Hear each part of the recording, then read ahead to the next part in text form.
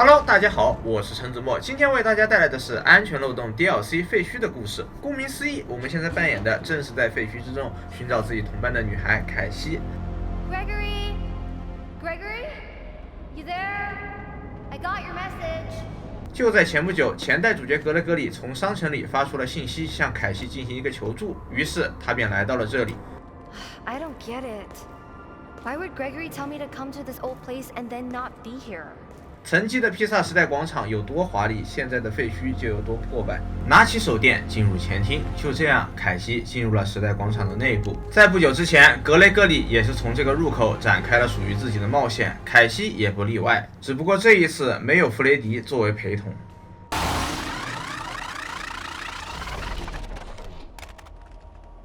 继续向前，我们来到了前厅的电梯处，在电梯的门口有一个对讲机。对讲机里传来了格雷格里的声音。Gregory? I got your message. Where are you? 格雷格里说自己在罗克山赛车场的地下，他现在被一个怪物给困住了，非常需要凯西的协助。通过这一段对话，我们也可以得知，格雷格里和凯西并不是第一次来到这个时代广场，他们对这些地名都非常的熟悉。那么按道理来说啊，遇到这种情况，当然是让更专业的消防员或者是警察来帮忙救出我们的同伴。但这个可是恐怖游戏啊！不作死的主角，他都不是一个合格的恐怖游戏主角。我就是要一个小女孩单刀赴会，勇闯废墟，就算是上刀山下火海，也要把格雷格里救出来。反正这里也被烧得面目全非了，机器人们肯定早就报废了，那我们还有什么好怕的？第六个啦！第六个搞人了！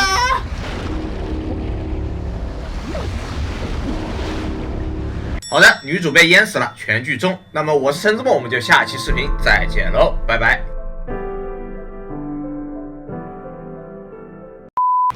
开个玩笑啊，女主命比较硬，被水冲到了高尔夫球场的废墟里。Ow, my head.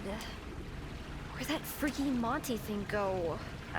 I better find a way out before it comes back.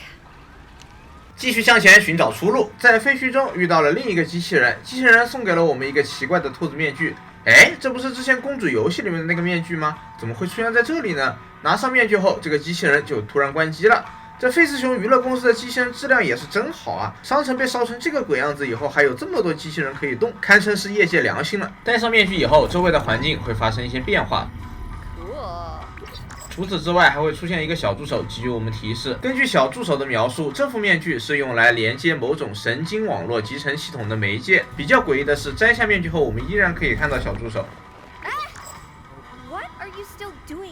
小助手则是说我们体内有某种接收器，这也是我们可以看到它的原因。短短的几句话，大大的信息量，感觉这个剧情已经烧脑起来了。不知各位是否还记得我以前提到过格雷格里是机器人的理论？那么同样的，这个理论套用在女主凯西身上，或许也同样适用。不过我们今天不涉及到理论分析的讨论，咱还是先回归到主线的讲解中。面具除了能够看到一些奇怪的紫色乱码以外，还可以帮助我们穿越一些建筑。这是什么量子科技？原先我是说玩具熊是个科幻游戏，那是开玩笑的，没想到现在这个玩笑成真了。除了这个面具以外，我们之前在路上还捡到了一把费斯熊公司技术员专用的扳手。A fast wrench.It's just like my dad's. 这个扳手可以用来解锁一些特殊的门锁，使用扳手插入锁孔来解锁对电力面板的使用权。在这种情况下，你可以控制扳手来给不同的管道进行一个充能，充能时能量会向左前进，不充能时能量会向右后退。当所有管道的能量到达蓝色区域时，门就会解锁。这个解谜还是非常简单的。继续向前，我们被一扇带电的门给拦住了。此时格雷格里也通过对讲机与我们通话。格雷格里请求凯西不要放弃自己，并让他关闭所有的安全节点。如果不关闭时代广场的这些安全节点，自己永远也不可能逃出这里。凯西戴着面具找了一圈，发现了一个红烧兔子头。不出意外的话，这个兔子头就是安全节点了。但游戏提示我们必须关闭掉子节点，才能够使用这个安全节点。子节点就隐藏在场景中的各个物品里，可以顺着电线提示找到它们。关闭所有的子节点后，我们就能用扳手入侵安全节点。完成一个连连看的小游戏后，这个节点也就被关闭了。安全节点关闭后，一个铲车会被激活，这也为我们开辟了一条新的道路。来到下一片区域，又发现了对应的安全节点，这些节点都是要戴面具才可以看到的。可就在这时，一只大黑兔子突然出现。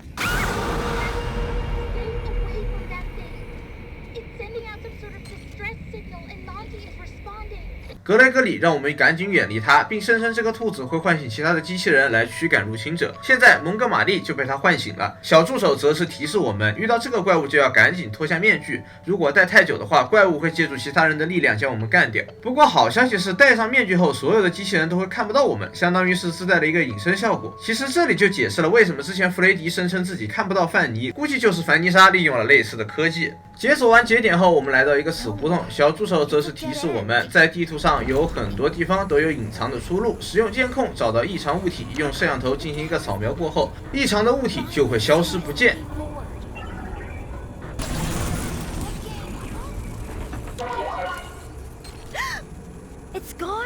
这已经脱离了科技的范畴了吧？这简直就是模仿。小助手这时跳出来解释啊，这些都是咱们费斯熊公司的机操，不要在意这些细节。I'm in daycare. Is there a way out of here? Get to the daycare theater. There's a way down to the catwalks. Should help you get to the raceway. 走着走着，格雷格里告诉我们，想要来赛车场，恐怕就只能穿过日托索了。可现在整个商城都已经失去了照明系统，友善的太阳肯定也已经变成了可怕的月亮。看来接下来的路程不会那么轻松。从一个破口顺利进入到了日托索，随着路线的深入，月亮的笑声也传入了我们的耳边，还真是怕啥来啥呀。凯西作为一个小女孩也是勇得很啊，丝毫没有想回家的意思。可就在这时，月亮突然向她发起了袭击。可能是由于太久没有见到光亮，也可能是因为火灾让月亮受到了损伤。这次的月亮非常惧怕手电的光线，而它以前是没有这个特性的。穿过滑梯，跳到日托索的地面上，戴上面具，越过那些障碍物。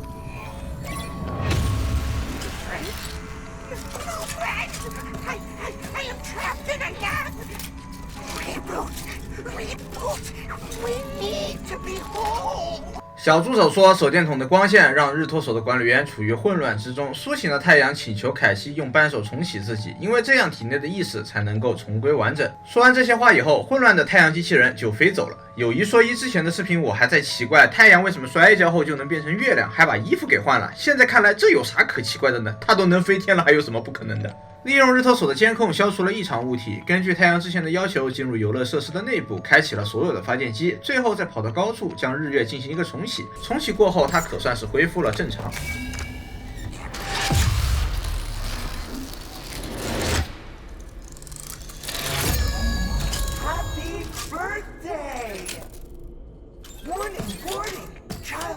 太阳对我们还是……哇，你真的会飞呀！这是……我收回那句话，这不是科幻游戏，这是修仙游戏。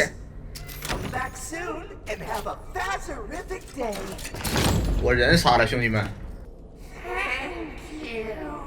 与太阳道别之后，继续寻找节点，在途中还遭遇了骨架和黑兔子的两面夹击。停用安全节点以后，剧院的门就会被打开。在剧院的大屏幕上，我们看到了格雷格里先前的遭遇。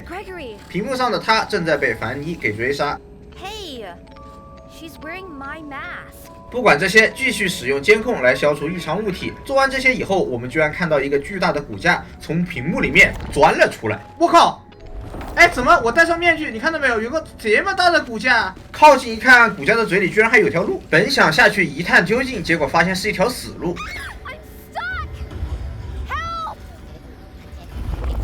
摘下面具一看，原来一切都只是幻象罢了。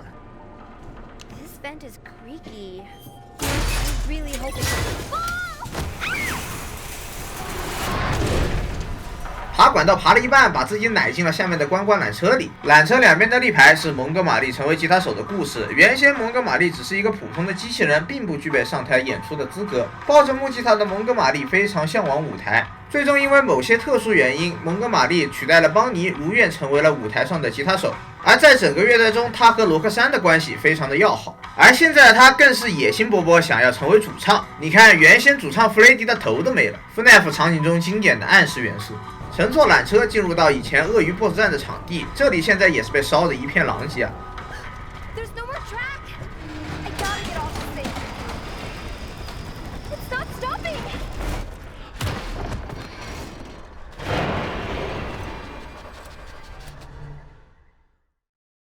Cassie, where are you? Gregory, I made it to catwalks. You said I could get to the raceway from here? Hold on. The schematics say there's a way to redirect the gondolas to the maintenance room. Deactivate the security node, then use the track controls. Gregory, you there? Of course not. 地上不知道什么时候多了这么多黏糊糊的东西，明明上次来的时候还没有啊，踩在上面跟脚底抹了油一样。就因为这个玩意儿，我在这里记了好多次。哇，这还有个礼物可以收集。哇，这个也太难，它地是滑的，我会往下滑。哎，这个电线肯定是引导我的吧？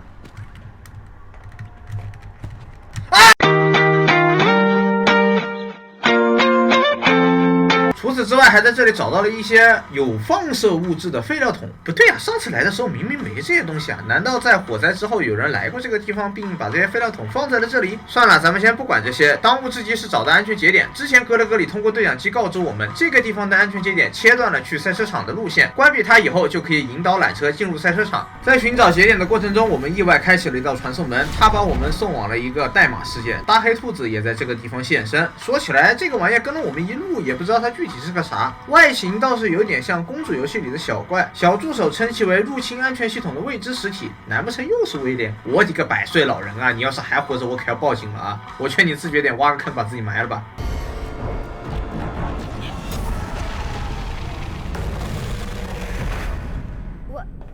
What happened to it?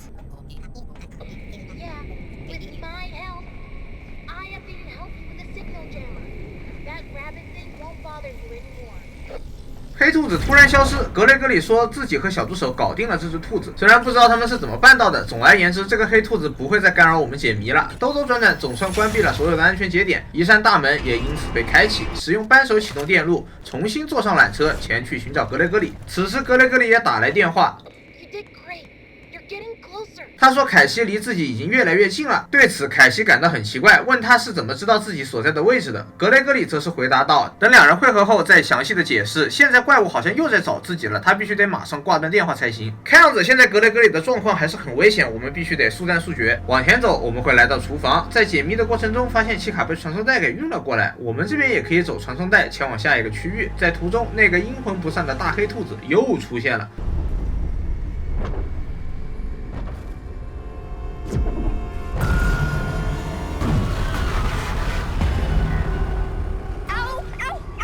I got kicked out of the Vanny network. You said you got rid of that rabbit thing. What happened? 凯西被黑色兔子踢出了神经网络，面具也因此无法再使用。女主有点生气地质问小助手：“不是说都搞定了吗？那刚才又是什么情况呢？”小助手则是解释道，自己本来是用信号干扰器压制住了黑色兔子，但不知道为什么后面他自己绕开了这层干扰，并启用了自己的干扰器来以牙还牙。无法使用面具就意味着没有办法找到新的出路，那这样的话就没办法救出格雷格里了。所以无奈之下只好先绕路把这个干扰器给关了。可路上却遭遇了奇卡，他似乎是在把守这条路线。没事，我们可以趁其不备从背后偷偷溜过去。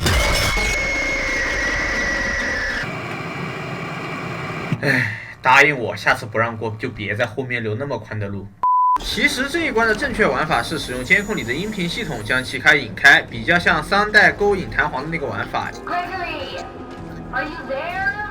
Hey, that's my voice. 音频的声音是由小助手模仿凯西的声音样本所合成的。据小助手所说，声音模拟这样技术常用于引导表演机器人去做指定的工作。用音频引开了奇卡后，顺利关闭了干扰器，总算是可以戴上面具访问神经网络了。但是与此同时又出现了另一个问题，凯西戴上面具后就脱不下来了。Why can't I remove the mask? It's stuck to my head. 小助手解释说，脱不下来是因为我们进入了东区服务器的机房，这里存储着大量机器人的电子系统。穿过机房，我们来到罗克山的理发店，而赛车场就在理发店的隔壁，这也意味着我们马上就能到达目的地，与格雷格里相见了。这是个好消息。不过坏消息是，罗克山居然也还活着。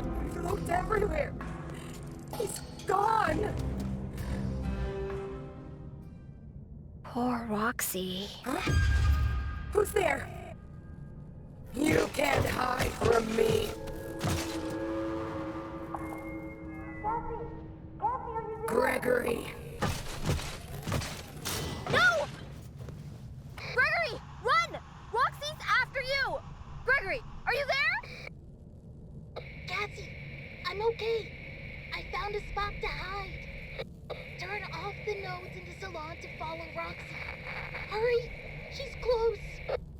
千钧一发之际，格雷格里通过广播引开了罗克珊。没想到关键时刻，这熊孩子还是挺靠得住的。不过现在他也只能帮我们这么多了，毕竟从对讲机的对话来看，现在格雷格里也是自身难保。停用节点的时候，发现奇卡也跟了过来，大黑兔子更是趁火打劫，边躲他们边用监控排除神经网络中的障碍物。继续向前，发现奇卡精疲力尽的倒在了厕所。其实，在之前奇卡把守那个关卡中是有一台街机游戏机的，顺着女厕所通风管道就可以找到。街机游戏是可以进行交互的，交互过后我们会进入一个叫做暴食狂潮的小游戏，将这个游戏打通关后就可以获得奇卡的发生器。如果你拿到了发生器，就可以在这个地方帮奇卡装回去。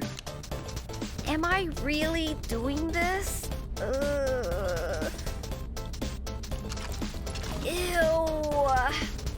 Gross. That should do it. 死到临头了，还惦记着他那披萨，看样子奇卡真是一个标准的吃货呀！哇，好吓人，好吓人，这玩意儿好吓人！啊！哦，你上厕所那没事了啊！你要上厕所那没事了。继续向前，来到一个全是积水的房间，在这里我们遭遇了刚上完大号的蒙哥马利，拉完以后就是硬气，直接跳水里还真把自己当鳄鱼了。这个地方需要跑酷来通关，泡在水里太久了，鳄鱼就会游过来把我们干掉。没这么简单就能通关哦！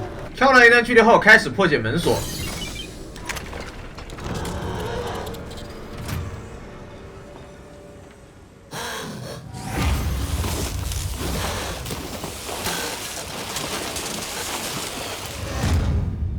第一次见到鳄鱼游泳把自己游没了的，那是真的牛批。由于原先去赛车场的路被堵死了，我们得先去保龄球馆才有办法绕路到目的地。继续向前，来到了一个类似后台的地方，罗克珊正在这片区域巡逻，他挡住了我们要去保龄球的道路，得用鹰皮将他引走。我们这边用的还是格雷格里的音频进行一个吸引，毕竟之前罗克珊的眼睛就是被他给干没的，嘲讽拉满效果更好。引走罗克珊后，趁机解锁大门，准备前往下一片区域。极限！哇！又不是我干的，你找格雷格里呀！我现在只是个……哦？他真不干我？哇，这么有礼貌！天哪，这啊 Gregory! I'm in Roxy Racers. Say something! I can hear you. Can you hear me? Yes, I can. What happened here? 其次与死神擦肩而过的凯西再也绷不住了，他质问到格雷格里，这里究竟发生了什么？为什么时代广场会变成这副模样？格雷格里则是解释道，有一个怪物在时代广场钻洞，把这里挖得破败不堪。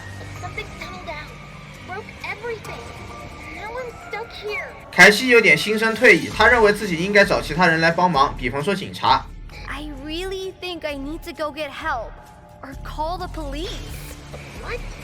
How is that supposed to help? There's no time.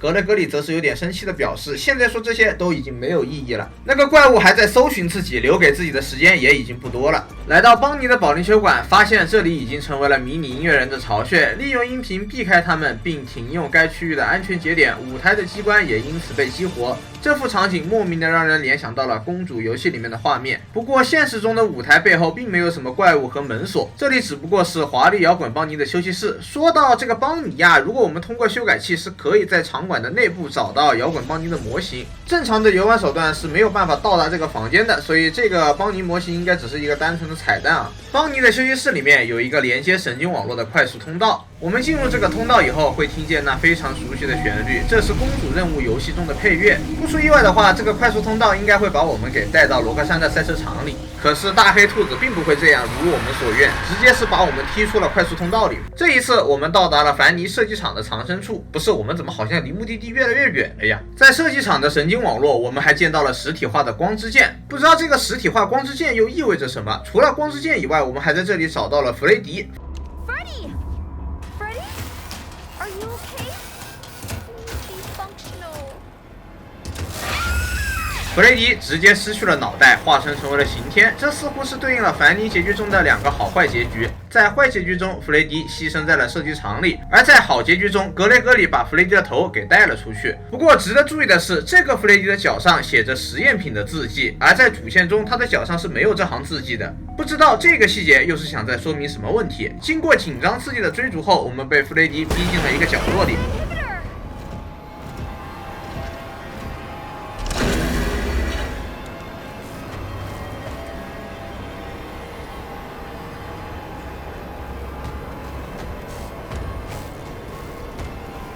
利用他没有头的特性，躲在角落中逃过了一劫。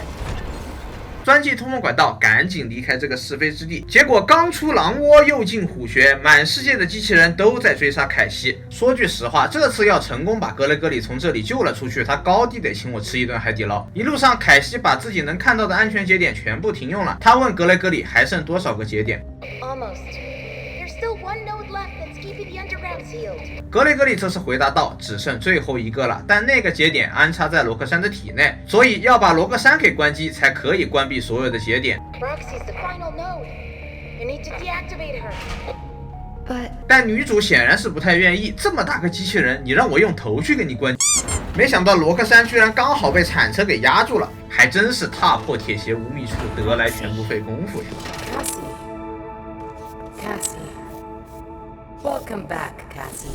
you remember me? 情况这时出现了转机，原来罗克珊和凯西原先早就认识，而且彼此之间的关系还非常的要好，这也是之前罗克珊在抓住凯西后会放过他的原因。It has been some time since I saw you last. If I remember correctly, it is on the 11th. I remember because you are number 1. Twice. Have you booked your party?I'm sure your friends will show up this time. 其实罗克珊和凯西的关系在前面的游戏中就早有暗示了。在理发店的神经网络中，我们也能够看到罗克珊教凯西化妆的全息投影。如果你仔细观察的话，你还会发现凯西脸上的妆容以及她涂的指甲油和罗克珊都是同款的。但是除了罗克珊教凯西化妆的全息投影外，还有一个格雷格里安慰凯西的画面，这也是凯西会来到这片废墟冒险的原因。因为对于凯西来说，格雷格里同样也是一个非常重要的伙伴。可现在的问题就来了，一面是最要好的人类朋友，一面是最要好的机器人朋友，凯西该如何做出选择呢？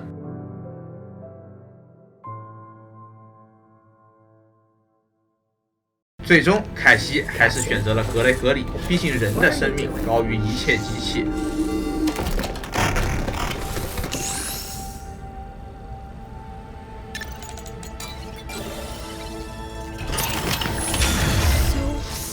I love carrot cake.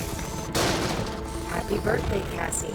Roxy, I'm sorry. I'm so sorry. 就这样，凯西把罗克珊给关机了。现在我们只需要前往地下，找到被困在废墟中的格雷格里，一切就都结束了。只要能够救出自己的同伴，这些牺牲都是值得的。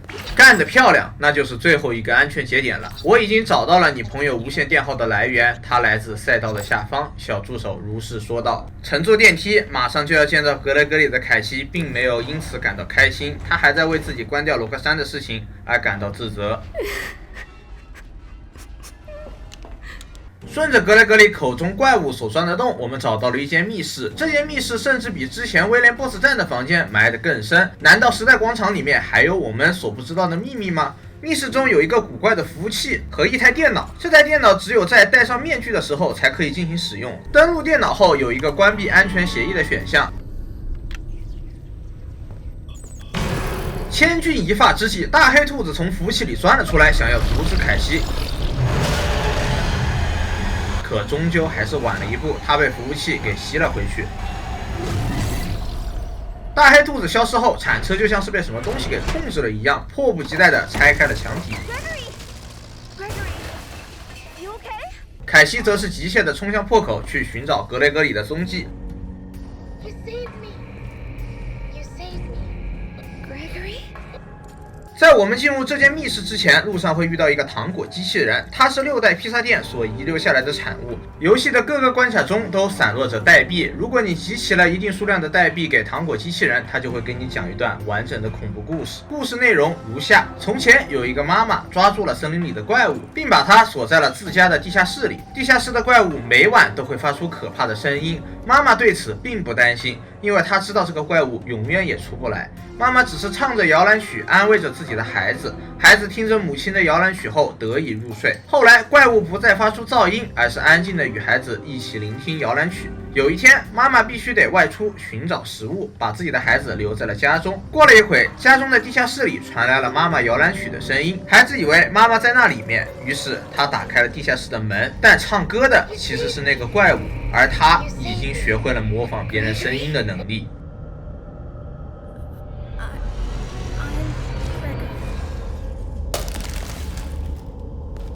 You're not Gregory. What are you? I'm Gregory.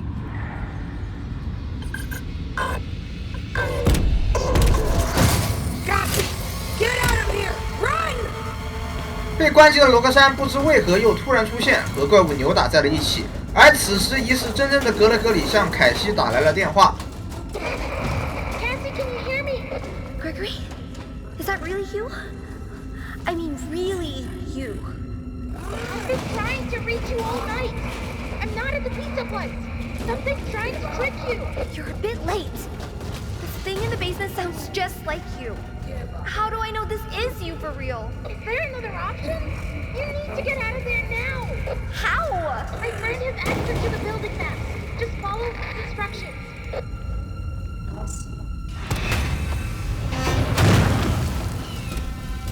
很明显，罗格珊并没有打过这个怪物，还愣着干嘛呀？赶紧跑呀！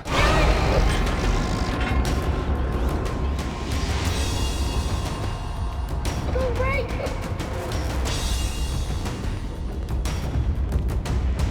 It's right behind you. Keep going. Go right. Right. Hurry. Almost there.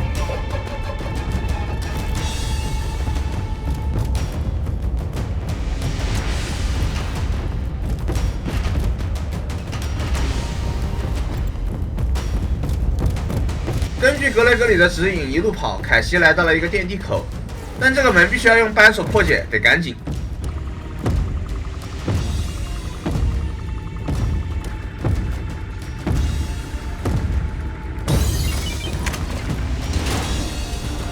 快速进入电梯，怪物也是步步逼近。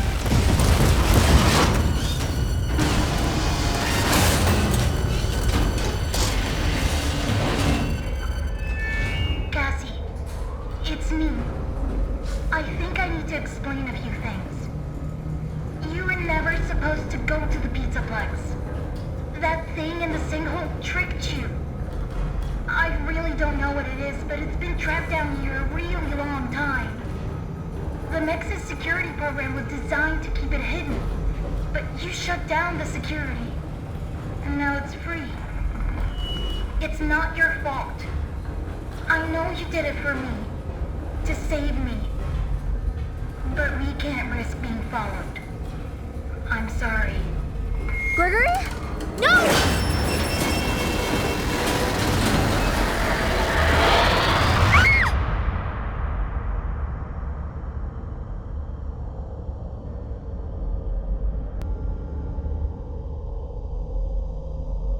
Cassie. 最后，格雷格里在电梯里和凯西说：“你不该来披萨时代广场，虽然我知道你是为了救我，你被那个怪物给骗了。那个怪物在这里被关押了很久，而安全系统存在的目的就是为了困住它。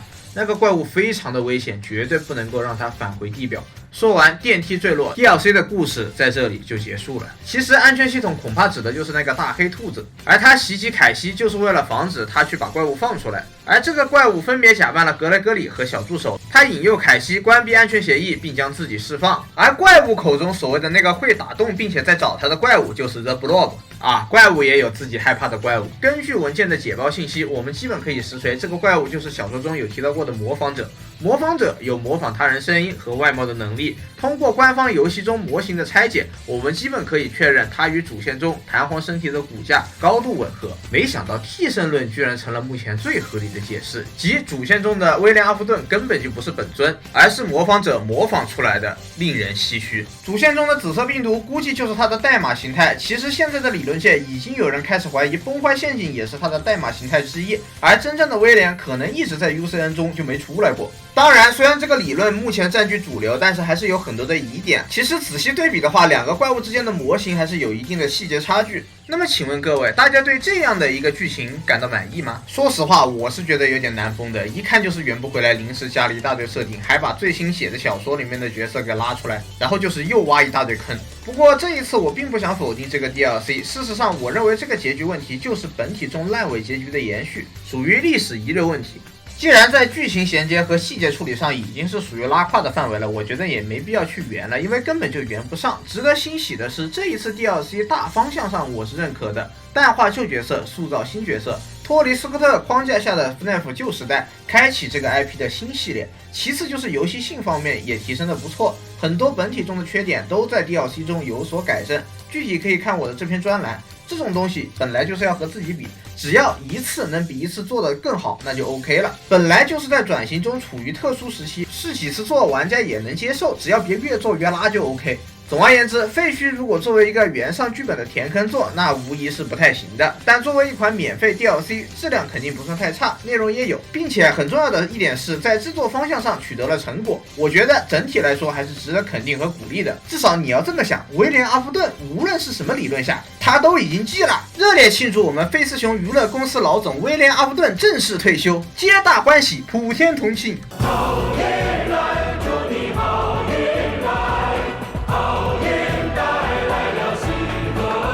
然后这个 DLC 除了这个电梯结局以外，还有另外2个结局，不过这2个结局我没太看懂，并且大伙普遍都认为有点画蛇添足的2个结局啊，这里只给大家简单放一下，大家可以去猜一下这2个结局究竟代表了什么含义。好吧，那么本期剧情讲解视频差不多到这里就要结束了，希望大家能赏个3连，因为这期视频真的做了很久啊。那我是陈子墨，我们就下期视频再见喽，拜拜。首先是看到第2个结局啊，立牌结局。触发方式是在最后不听格雷格里的指挥往左跑。如果你这样做，你会跑进一条死路，但这里有一个立牌，看到立牌后戴上面具就可以触发这个结局。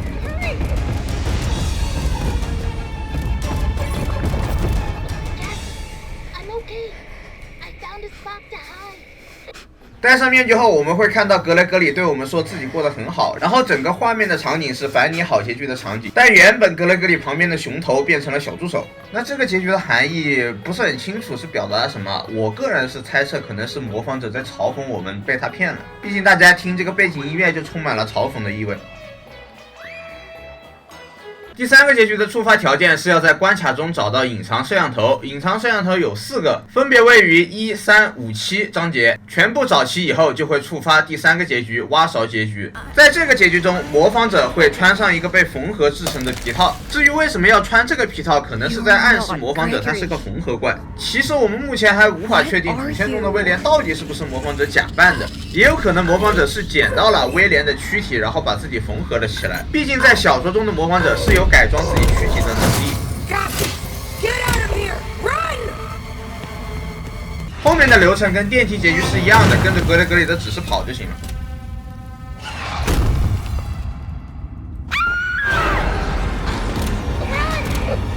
跑到这里，你就会发现原先电梯结局的出口被堵死了，我们只能走左边的那扇门。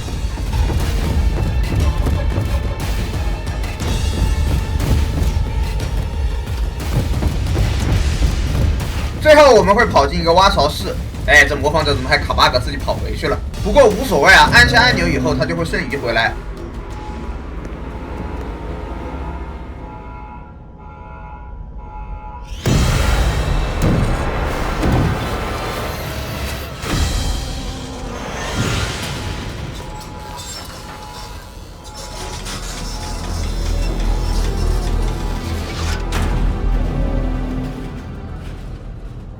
所以这就是格雷格里所谓的难对付的怪物。所以大家也看到了，这2个结局给人的感觉非常莫名其妙，根本就不知道他在讲什么，甚至有点自相矛盾。